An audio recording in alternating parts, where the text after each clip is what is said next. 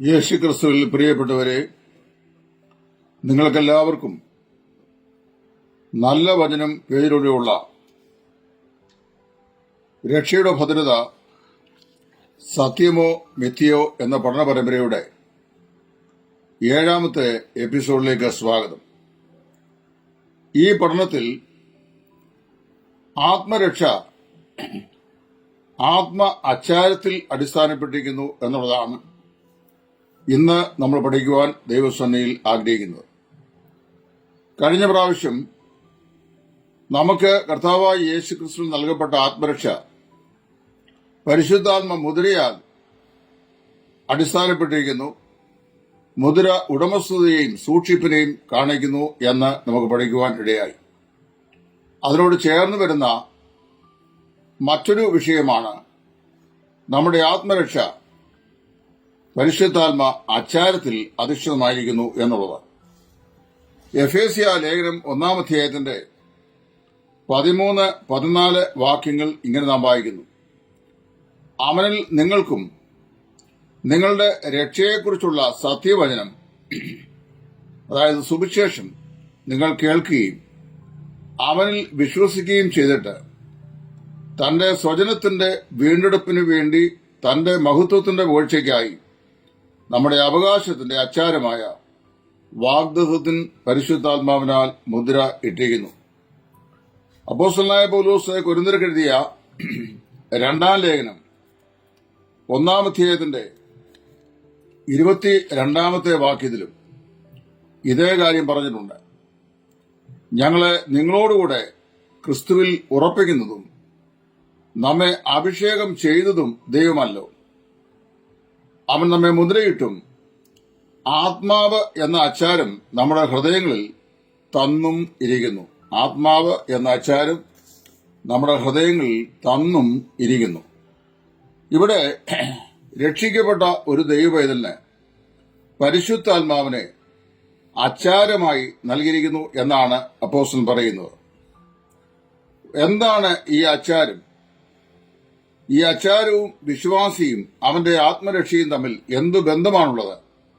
ഈ കാര്യം ദൈവവചന അടിസ്ഥാനത്തിൽ ചെറുതായി ഒന്ന് സൂചിപ്പിക്കുവാനാണ് ഈ എപ്പിസോഡിൽ ഞാൻ താല്പര്യപ്പെടുന്നത്. സാധാരണയായി കൊള്ളാവുന്ന ആളുകൾ പോലും മനുഷ്യർ തമ്മിൽ ചെയ്യുന്ന വാഗ്ദത്തം പിൻവലിക്കാറില്ല. വളരെ ചുരുക്കം ആളുകൾ മാത്രമേ ഉള്ളൂ എന്തെങ്കിലും ഒരു പ്രോമിസ് ചെയ്ത ശേഷം ആ പ്രോമിസ് മറന്നുപോകുകയോ അല്ലെങ്കിൽ അത് ഫുൾഫില്ല് ചെയ്യാതിരിക്കുകയോ ചെയ്യുന്നത്. നല്ല മനുഷ്യർ സാധാരണ നിലയിൽ ഒരു വാഗ്ദത്തം പറഞ്ഞാൽ അതിൽ നിന്ന് മാറുകയില്ല. അങ്ങനെ ഇരിക്കെ ദൈവമാകട്ടെ വാഗ്ദത്തം തരിക മാത്രമല്ല, ബലഹീനനായ അഥവാ അവിശ്വസ്തനായ മനുഷ്യന്റെ വിശ്വാസത്തിനായി വാഗ്ദത്തത്തോടുകൂടി ഒരാണയും കൂടെ നൽകിയിരിക്കുന്നു. അത് വളരെ ഉറപ്പുള്ള പ്രത്യാശയുള്ള ഒരു വചനഭാഗമാണ്. കേവലം നമുക്ക് വാഗ്ദത്തം നൽകുക മാത്രമല്ല, വാഗ്ദത്തത്തോടുകൂടി ഒരാണയും കൂടെ നമ്മുടെ ഉറപ്പിനായി പറഞ്ഞിരിക്കുകയാണ്. നമ്മൾ മനുഷ്യരെ ബലഹീനരാണെന്നും പല കാര്യങ്ങളിലും നമുക്ക് അവിശ്വസ്തത അല്ലെങ്കിൽ വേണ്ടത്ര നിലയിലുള്ള അടിയുറച്ച വിശ്വാസമില്ലെന്നും ദൈവത്തിന് നന്നായിട്ടറിയാം. അതുകൊണ്ട് അവൻ കേവലം ഒരു വാഗ്ദത്തം നമുക്ക് നൽകുക മാത്രമല്ല, ആ വാഗ്ദത്തത്തോടുകൂടി ഒരു ആണയും ഉറപ്പിച്ചിരിക്കുന്നു. എബ്രായ ലേഖനം 6-ാം അധ്യായത്തിന്റെ 17-ാം വാക്യം. അതുകൊണ്ട് ദൈവം വാഗ്ദത്തത്തിന്റെ അവകാശികൾക്ക് തന്റെ ആലോചന മാറാത്തത് എന്ന് അധികം സ്പഷ്ടമായി കാണിപ്പാൻ ഇച്ഛിച്ച് ഒരാണയാലും ഉറപ്പ് കൊടുത്തു. അങ്ങനെ നമ്മുടെ മുമ്പിൽ വെച്ചിട്ടുള്ള പ്രത്യാശ പിടിച്ചുകൊള്ളുവാൻ ശരണത്തിനായി ഓടിവന്ന് നാം മാറിപ്പോകാത്തതും ദൈവത്തിന് ഫോഷ്ക്ക് പറയുവാൻ കഴിയാത്തതുമായ 2 കാര്യങ്ങളാൽ ശക്തിയുള്ള പ്രബോധനം പ്രാപിപ്പാൻ ഇടവരുന്നു. ആ പ്രത്യാശ നമുക്ക് ആത്മാവിന്റെ ഒരു നങ്കൂരമത്രേ. വളരെ വിശിഷ്ടമായിരിക്കുന്ന 3 വചനഭാഗങ്ങളാണ് എഫേസ്യർ 1-12-13 വാക്യങ്ങൾ, അതുപോലെ 2 കൊരിന്ത്യർ 1-22, എബ്രായ ലേഖനം 6-ാം അധ്യായത്തിന്റെ 17-ാം വാക്യം. ഇവിടെയെല്ലാം പരിശുദ്ധാത്മാവിനെ നമുക്ക് അച്ചാരമായി തന്നിരിക്കുന്നു എന്നാണ് പറയുന്നത്. എന്താണ് ഈ അച്ചാരം? അത് ഞാൻ ഓർപ്പിക്കുവാൻ ആഗ്രഹിക്കുകയാണ്. അച്ചാരത്തെക്കുറിച്ച് പഠിക്കുമ്പോൾ ദൈവം വാഗ്ദത്തം ചെയ്തിട്ടുള്ളതെല്ലാം തരും എന്നുള്ളതിന്റെ ഉറപ്പാണ് അച്ചാരം. ദൈവം എന്തെല്ലാം നമുക്ക് വാഗ്ദത്തം ചെയ്തിട്ടുണ്ട്? ആത്മാവെന്ന ആദ്യദാനം ലഭിച്ചവരായ നാം ശരീരത്തിന്റെ വീണ്ടെടുപ്പായ പുത്രത്വത്തിനായി കാത്തുകൊണ്ട് ഇപ്പോൾ ഇരിക്കുന്നു എന്ന് ദൈവവചനം പറയുന്നു. ഒരു രക്ഷിക്കപ്പെട്ട വിശ്വാസിക്ക് പരിശുദ്ധാത്മാവിനെ അച്ചാരമായി നൽകിയിട്ട്, ആദ്യദാനമായി നൽകിയിട്ട്, ആ പരിശുദ്ധാത്മാവെന്ന അച്ചാരത്തിലൂടെ പറയുകയാണ്, ഇപ്പോൾ ആത്മാവിനെ ഞാൻ രക്ഷിച്ചിരിക്കുന്നു, പാപമോചനം നൽകിയിരിക്കുന്നു, നിത്യജീവൻ ഉള്ളിൽ പ്രതീക്ഷിച്ചിരിക്കുന്നു, പിതാവും പുത്രനും പരിശുദ്ധാത്മാവും ഹൃദയത്തിൽ വസിക്കുന്നു, ജീവപുസ്തകത്തിൽ പേര് എഴുതിയിരിക്കുന്നു. വിദൂര ഭാവിയിൽ കർത്താവായ യേശുവിനെ രക്ഷിതാവും കർത്താവുമായി സ്വീകരിച്ചു എന്നുള്ള ഏക കാരണത്താൽ ഏതെല്ലാം വാഗ്ദത്തങ്ങൾ ഒരു വിശ്വാസിക്ക് നൽകിയിട്ടുണ്ടോ അതെല്ലാം പൂർണ്ണമായും നിവർത്തിച്ചു തരും എന്നുള്ളതിലേക്ക് ദൈവം നൽകുന്ന ഉറപ്പാണ് അച്ചാരം. ദൈവത്തിന്റെ പരിശുദ്ധാത്മാവ് ഹൃദയത്തിൽ വസിക്കുന്ന ഒരു വിശ്വാസിക്ക് ഏതെല്ലാം നിലയിലുള്ള വാഗ്ദത്തങ്ങളാണ് ദൈവത്തിന്റെ പരിശുദ്ധാത്മാവ് തന്റെ വചനത്തിലൂടെ നൽകിയിട്ടുള്ളത്? യോഹന്നാൻ പറയുമ്പോൾ, കുഞ്ഞുങ്ങളെ, നാം ഇപ്പോൾ എന്താകുന്നു എന്ന് നാം അറിയുന്നു, നാം ആരായിത്തീരും എന്നുള്ളത് നാം ഇനിയും കാത്തിരിക്കുകയാണ്. അവൻ പ്രത്യക്ഷനാകുമ്പോൾ നാം അവനോട് സാദൃശ്യന്മാരായി തീരും എന്നാണ് പറയുന്നത്. അപ്പോൾ കർത്താവായ യേശു ക്രിസ്തുവിൽ ദൈവം വാഗ്ദത്തം ചെയ്ത ഈ ആത്മീക അനുഗ്രഹങ്ങളെല്ലാം തന്നെ നമുക്ക് നൽകും എന്നുള്ളതിന്റെ വലിയ ഉറപ്പാണ് ദൈവത്തിന്റെ പരിശുദ്ധാത്മാവ്. കാര്യങ്ങൾ ഇത്ര ഉറപ്പിച്ചു തന്ന ശേഷം ആ ഉറപ്പിൽ നിന്ന് ദൈവം പിന്മാറും എന്ന് പറഞ്ഞാൽ ദൈവം മനുഷ്യനെ പോലെയുള്ള ഒരാളാണെന്ന് നാം തെറ്റിദ്ധരിക്കുകയാണ്. നമ്മളൊരാള് ഒരു ഉറപ്പ് തന്ന ശേഷം ഒരു പക്ഷെങ്കിൽ അതിൽ നിന്ന് മാറിപ്പോകാൻ സാധ്യതയുണ്ട്. ഇപ്പൊ ഒരിക്കല് ഒരു വ്യക്തി എന്നോട്, ഞാൻ ആവശ്യപ്പെടാതെ എനിക്കൊരു കാര്യം ചെയ്തു തരാം എന്ന് പറഞ്ഞു. എന്നാൽ പിന്നീട് ആരൊക്കെയോ അദ്ദേഹത്തെ അട്ടിമറിച്ച നിമിത്തം അദ്ദേഹം താൻ പറഞ്ഞ വാക്കിൽ നിന്ന് പിന്മാറി. നാളിതുവരെ ഞാൻ അദ്ദേഹത്തോട്, നിങ്ങൾ എന്തിനാണ് ഈ ആവശ്യപ്പെടാതെ ചെയ്തു തരാം എന്ന് പറഞ്ഞ കാര്യം ചെയ്യാതെ പിന്മാറിയത് എന്ന് ഞാൻ ചോദിച്ചിട്ടില്ല. എനിക്ക് അതിന്റെ ആവശ്യമില്ല. എന്നാൽ ദൈവം എന്നെ പോലെയോ ആ വ്യക്തിയെ പോലെയോ ഉള്ള ഒരാളല്ല. അത് പറയാനൊരു ദൃഷ്ടാന്തം ഞാൻ പറഞ്ഞ, പരാതിയോ ആവലാതിയോ പറഞ്ഞല്ല. ദൈവം മാറ്റമില്ലാത്തവനാണ്. എന്താണ് യെശയ്യാ പ്രവാചകൻ പറയുന്നത്? ഇസ്രായേലേ, യഹോവയായ ഞാൻ മാറ്റമില്ലാത്തവൻ, യഹോവയായ ഞാൻ അനന്യൻ തന്നെ. ഹോശയ്യാ പ്രവാചകന്റെ പുസ്തകത്തിൽ എന്താണ് പറയുന്നത്? യഹോവയായ ഞാൻ മാറ്റമില്ലാത്തവനാകിയാൽ യാക്കോബിന്റെ മക്കളെ, നിങ്ങൾ മുടിഞ്ഞ് പോകുന്നില്ല.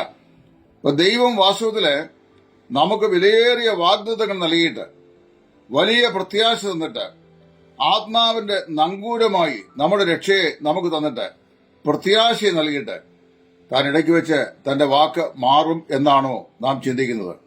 അങ്ങനെയാണെങ്കിൽ ദൈവത്തെ എത്ര പരിമിതിയുള്ളവനായി, എത്ര അവിശ്വസ്തനായി, എത്ര ഉറപ്പില്ലാത്തവനായി, എത്ര വാക്കുപാലിക്കാത്തവനായിട്ട് നാം കാണുന്നു എന്നുള്ള ദുർഗതി ഉണ്ടാകും. ഒരിക്കലും ദൈവം അങ്ങനെ ചെയ്യില്ല. നമ്മുടെ ശരീരത്തിന്റെ വീണ്ടെടുപ്പും കൂടെ സാധിപ്പിച്ചു തരും എന്നുള്ളതാണ് ആത്മാവിനെ അച്ചാരമായി നൽകിയതിൽ ദൈവം നമുക്ക് നൽകിയിട്ടുള്ള ഉറപ്പ്. കാണാതെ പോയ ആടിനെ നല്ല ഇടയൻ അന്വേഷിച്ച് കണ്ടെത്തി അതിനെ ചുമലിൽ വഹിച്ചുകൊണ്ട് ആടുകളെ സൂക്ഷിക്കുന്ന ശാലയിലേക്ക് കൂട്ടിക്കൊണ്ടുവരികയാണ് ചെയ്തത്. ഇടയ്ക്ക് വെച്ച് ആടിനെ ഉപേക്ഷിച്ച് കളഞ്ഞില്ല. ലൂക്കോസിന്റെ സുവിശേഷം 15-ാം അധ്യായത്തിന്റെ 4 മുതൽ 6 വരെയുള്ള വാക്കുകൾ. എല്ലാവരും സിയോനിൽ ദൈവസന്നയിൽ തന്നെ ചെന്നെത്തുന്നു എന്ന് 84-ാം സങ്കീർത്തനത്തിന്റെ 7-ാം വാക്യത്തിലും പ്രസ്താവിച്ചിട്ടുണ്ട്.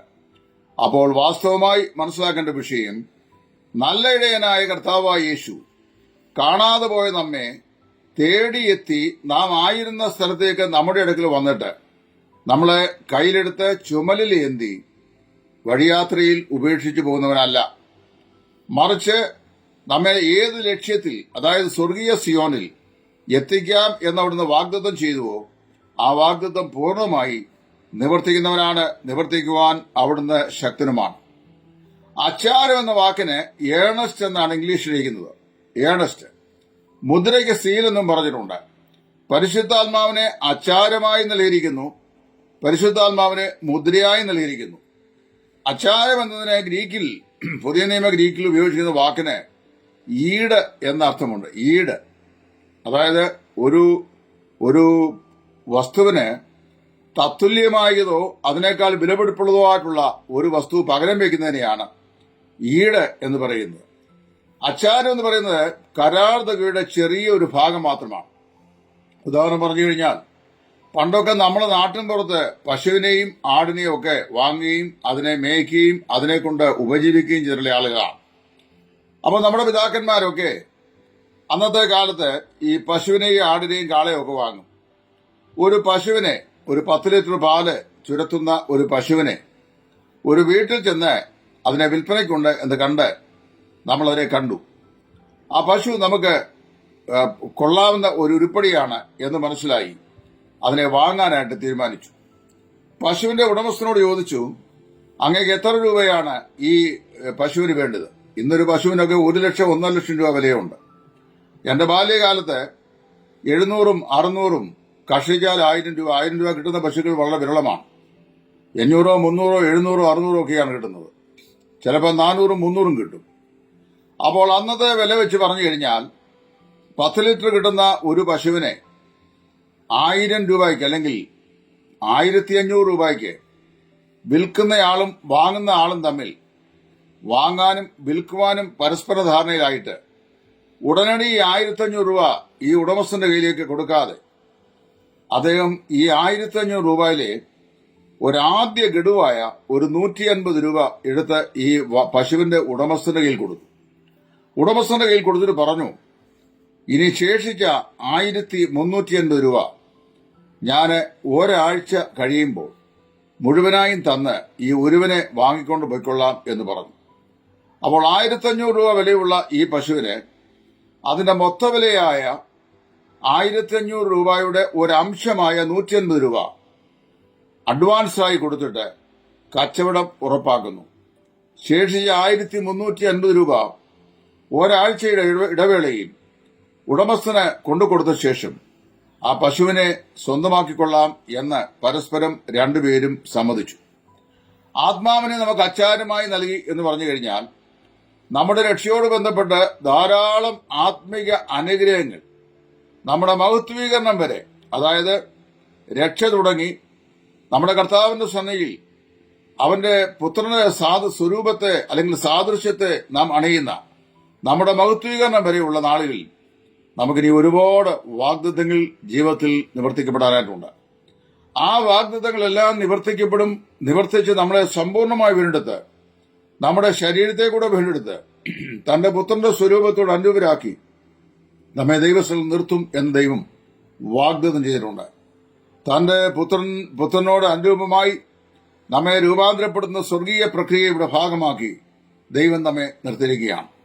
അങ്ങനെ ദൈവം ചെയ്യാൻ പോകുന്നു എന്നുള്ളതിലേക്ക് നമുക്ക് ലഭിക്കുന്ന ഒരു ഉറപ്പ് എന്നുള്ളതിലേക്കാണ് ഈ ആത്മാവിനെ ആചാരമായി നൽകിയത്. ദൈവം വരുംകാലങ്ങളിൽ നൽകാനിരിക്കുന്ന വലിയ സമ്പത്ത്, ക്രിസ്തുവേശുള്ള വലിയ റിച്ചസ്, ആ റിച്ചസിന്റെ ആദ്യ ഗഡുവായി പരിശുദ്ധാത്മാവിനെ ആചാരമായി നൽകിയിട്ട് പറയുകയാണ്, ഇന്നു മുതൽ ഇത് എന്റെ ഉടമസ്ഥയിലേക്ക് വരുവാൻ ബുക്ക് ചെയ്തിരിക്കുന്നു. പൂർണ്ണമായി നിങ്ങളെ വീണ്ടെടുക്കും, പൂർണ്ണമായി നിങ്ങളെ രക്ഷിക്കും, പൂർണ്ണമായി നിങ്ങളെ മഹത്വീകരിക്കും. അതിന് എന്ത് ചെയ്യുന്നു? ഉറപ്പായി അച്ചാരമായി പരിശുദ്ധാത്മാവ് നൽകിയിരിക്കുന്നു. എന്നാൽ ഈ ഭാഗത്തിന് അച്ചാരം എന്നത് കൂടാതെ ഈട് എന്നുള്ള അർത്ഥവുമുണ്ട്. കരാർ തുകയുടെ പല മടങ്ങ് വിലയുള്ളതായിരിക്കും ഈടെന്ന് പറയുന്നത്. ഉദാഹരണം പറഞ്ഞു കഴിഞ്ഞാൽ, ഒരു ബാങ്കിൽ ചെന്ന് ഒരാൾ 10 ലക്ഷം രൂപ അദ്ദേഹം ലോൺ എടുക്കുന്നു എന്ന് ചിന്തിക്കുക. 10 ലക്ഷം രൂപ ലോൺ എടുക്കുന്ന സമയത്ത് ഈ 10 ലക്ഷം രൂപ ബാങ്കിന് മടക്കി ഇതേ കൊടുക്കണം.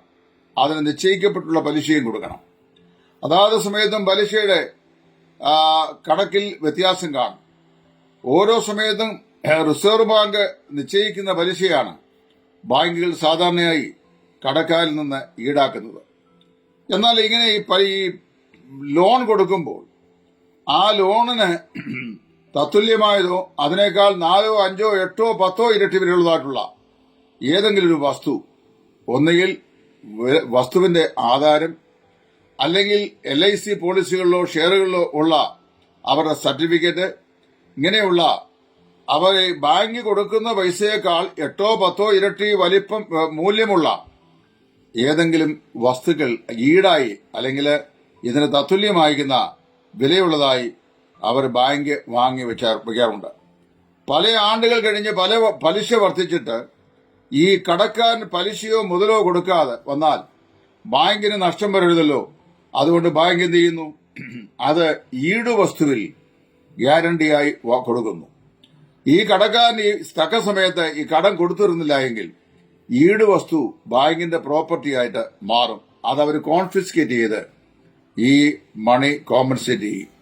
അപ്പൊ വാസ്തവത്തില് ഒരു ഉടമസ്ഥൻ വാഗ്ദത്തം തള്ളിക്കളഞ്ഞ് പോയിക്കളയാതെ വണ്ണം അവന്റെ ഹൃദയം ആ വസ്തുവിന്മേലിരിക്കും. അതിനാണ് വസ്തുവിന്റെ ആധാരമൊക്കെ ബാങ്കിൽ വെച്ച് പണയം വാങ്ങിക്കുമ്പോൾ വളരെ ശ്രദ്ധയാണ് വാങ്ങുന്ന ആളുകൾക്ക്. ഇപ്പൊ ദൈവം തന്റെ വാഗ്ദത്തത്തിന് ഈട് ബാധ്യതയാക്കിയിരിക്കുന്നത് തന്നെ തന്നെയാണ്. നമ്മെ രക്ഷിച്ച ദൈവം തന്റെ പുത്രനായ യേശു ക്രിസ്തു മുഖാന്തരം നമ്മെ വീണ്ടെടുത്ത ദൈവസനിൽ മഹത്വത്തോടെ നിർത്തും എന്നുള്ളതിന് ദൈവം തന്നെ തന്നെ നമുക്ക് ഈട് നൽകിയിരിക്കുകയാണ്. തന്നെ തന്നെ ഈട് ബാധ്യതയാക്കിയിട്ട് ദൈവം ഇനിയും വാക്കുമാറ്റി നമ്മളെ നരകത്തിലേക്ക് വിടുമെന്ന് പറഞ്ഞു കഴിഞ്ഞാൽ സാമാന്യ ബുദ്ധിക്ക് ഒരിക്കലും വിശ്വസിക്കാൻ സാധിക്കുകയില്ല.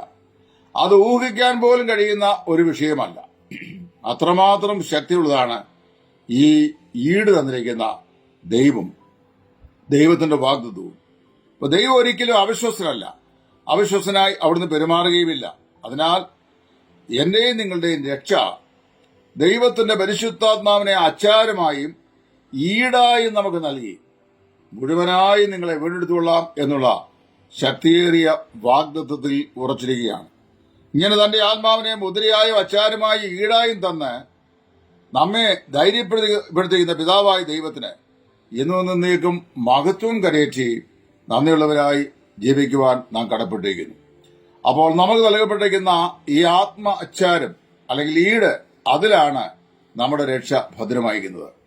മനുഷ്യനെ പോലെയല്ല ദൈവം. അവൻ തന്റെ വാഗ്ദങ്ങളെയും വിളിയെയും കുറിച്ച് ഒരിക്കലും അനുദപിക്കുന്നില്ല എന്ന് തിരുവെഴുത്തിൽ വായിക്കുന്നുണ്ട്. അപ്പോൾ ദൈവം നമ്മെ വിളിച്ചത് തെറ്റായി പോയെന്നോ നമ്മോട് ചില വാഗ്ദങ്ങൾ പറഞ്ഞത് അബദ്ധമായി പോയെന്നോ ദൈവം ഒരിക്കലും ചിന്തിക്കുകയില്ല, പറയുകയില്ല. അങ്ങനെ വരുമ്പോൾ സ്വർഗത്തിലെ ദൈവം എന്ത് ചെയ്യുന്നു? തന്റെ വിലയേറിയ വാഗ്ദത്വം നമ്മിൽ നിവർത്തിക്കുന്നു. അങ്ങനെ ആ വലിയ വാഗ്ദത്വം നമ്മിൽ നിവർത്തിക്കുന്ന വലിയവനായ ദൈവം തന്നെ തന്നെ ഈടായി നമുക്ക് നൽകിയിരിക്കുകയാണ്. ഇനി അതിൽ നിന്ന് ദൈവം ഒരിക്കലും പിന്മാറുകയില്ല. ഒരു കാലത്തും ദൈവം പിന്നോക്കം പോകുകയില്ല. നമ്മുടെ രക്ഷയെക്കുറിച്ച് ദൈവം ഒരു നാളും അനുദപിക്കുകയുമില്ല. പ്രിയ ദൈവജനമേ, ആകയാൽ കർത്താവായ യേശു ക്രിസ്തു വിശ്വസിക്കുമ്പോൾ നമുക്ക് ലഭിച്ചിരിക്കുന്ന ആത്മരക്ഷ തന്റെ പരിശുദ്ധാത്മാവിനെ ഈടായും അച്ചാരമായി നൽകി നമ്മുടെ ശരീരത്തിന്റെ വീണ്ടെടുപ്പായ രക്ഷയുടെ പൂർണ്ണത പ്രാപിക്കുന്നവരെയും നമുക്ക് ഒരു ഉറപ്പായി ദൈവത്തിന്റെ പരിശുദ്ധാത്മാവ് നമ്മിലേക്കുന്നു. അതുകൊണ്ടാണല്ലോ റോമാലേഖനത്തിൽ അപ്പോസ്തലൻ പറഞ്ഞത്, നാം ഇപ്പോൾ ദൈവത്തിന്റെ മക്കളാണെന്ന് ആത്മാവ് താനും നമ്മുടെ ആത്മാവോടെ ദൈവത്തോട് സാക്ഷ്യം പറയുന്നു. ദൈവം നമ്മെ ഏവരെയും അനുഗ്രഹിക്കട്ടെ. ഈ പഠന പരമ്പര അനേക ആയിരങ്ങൾക്ക് ക്രമീകൃതമായ നിലയിൽ രക്ഷാ തത്വശാസ്ത്രം പഠിക്കുന്നതിന് ഉപകാരപ്പെടുന്നു എന്ന് ഞങ്ങളെ അറിയിക്കുന്നതിൽ ഞങ്ങൾക്ക് അതിയായ സന്തോഷമുണ്ട്. നിങ്ങൾക്ക് വേണ്ടിയാണ് ഞങ്ങളുടെ വിലപ്പെട്ട സമയവും സാവകാശവും ഞങ്ങൾ വേർതിരിച്ച് ഈ നിലയിൽ ഇത് അവതരിപ്പിച്ചുകൊണ്ടിരിക്കുന്നത്. ഈ പഠനം നിങ്ങൾക്ക് ഏവർക്കും ഒരു അനുഗ്രഹമായി തുടർന്നും തീരട്ടെ എന്ന് പ്രാർത്ഥിച്ചുകൊണ്ട് തൽക്കാലം ഈ എപ്പിസോഡ് നിർത്തുന്നു. തുടർന്നുള്ള പാഠങ്ങൾ വീണ്ടും നമുക്ക് പഠിക്കാം. ദൈവം നമ്മേവരെയും സഹായിക്കട്ടെ. ക്രിസ്തുവിൽ നിങ്ങളുടെ സഹോദരൻ സുവിശേഷകൻ ടൈറ്റസ് ഫ്രം ഇടയാറുമുള്ള. Thank you. God bless U.